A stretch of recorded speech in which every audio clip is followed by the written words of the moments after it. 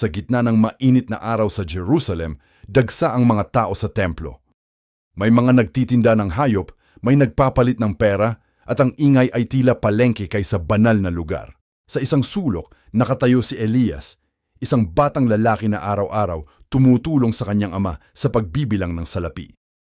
Para sa kanya, normal na ang sigawan, tawaran, at pagkamal ng pera sa loob mismo ng templo. Anak, sabi ng kanyang ama, dito tayo kumikita, huwag mong pansinin ang iba. Ngunit sa puso ni Elias, may kakaibang pakiramdam, parang may mali. Biglang nagkaroon ng kaguluhan. Dumating si Jesus Christ. Hindi siya tulad ng ibang dumaraan. May kakaibang autoridad sa kanyang mga mata. Mata na tila nakakakita hindi lang ng ginagawa ng tao, kundi pati ng laman ng kanilang puso.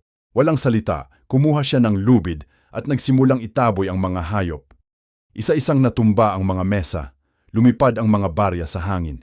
Ginawa ninyong pugad ng mga magnanakaw ang bahay ng aking ama. Malakas niyang sigaw. Natigilan ang lahat. Si Elias ay napayuko. Sa unang pagkakataon, naramdaman niya ang hiya. Hindi dahil nahuli siya, kundi dahil alam niyang tama ang sinasabi ng lalaki. Unti-unting nag-alisan ang mga tao. Ang dating maingay na templo ay napalitan ng katahimikan. Lumapit si Elias kay Jesus. Guro, mahina niyang tanong, masama po ba ang ginagawa namin? Tumingin si Jesus sa kanya, hindi galit, kundi may halong awa. Ang bahay ng Diyos ay para sa panalangin, sagot niya. Ngunit higit pa ron, ang puso ng tao ang tunay na templo. Napatingin si Elias sa kanyang mga kamay na sanay sa paghawak ng pera, ngunit ngayon ay tila mabigat. Paano ko po lilinisin ang puso ko? Tanong niya. Ngumiti si Jesus.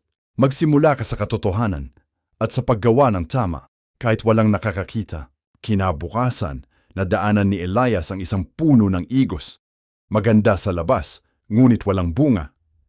Naalala niya ang mga salita ni Jesus, at sa araw na yon, hindi na siya bumalik sa mesa ng salapi.